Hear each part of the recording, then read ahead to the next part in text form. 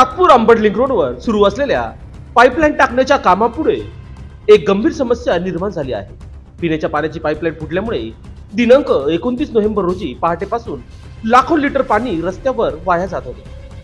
मनपा प्रशासनाने नागरिकांना पाणी जपून वापरण्याच्या सूचना दिल्या असतानाही ठेकेदाराच्या ढिसाळ कारभारामुळे या पाणी गळतीला थांबविण्यासाठी कोणतीही ठोस कारवाई केली जात नाही, असा आरोप स्थानिक नागरिक करीत आहेत। या गळतीमुळे पाणी रस्त्यावर वाहत आहे आणि त्याच वेळी एक आयशर ट्रक देखील या पाणी गळतीमध्ये फसला आहे। ट्रक फसल्यामुळे वाहतुकीला अडथळा निर्माण झाला असून स्थानिक नागरिकांना तसेच वाहतुकीला जाणाऱ्या वाहनधारकांना मनस्ताप सहन करावा लागत आहे।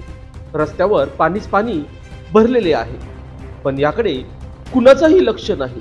मनपा प्रशासनाने ठेकेदाराला काम देताना कामाच्या गुणवत्तेकडे लक्ष दिलं पाहिजे, मात्र इथे ठेकेदाराची मोकळीक आणि कारभाराचा ढिसाळपणा हा नागरिकांसाठी आणखी एक गडसणीचा विषय बनला आहे।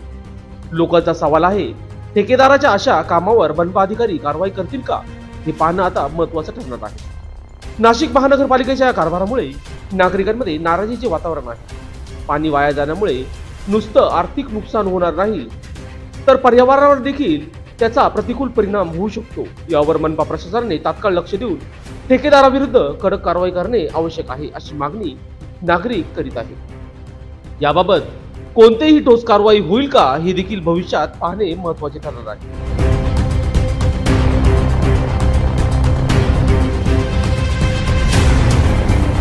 लोकशाही न्यूजसाठी बंटी आढाव, सातपूर।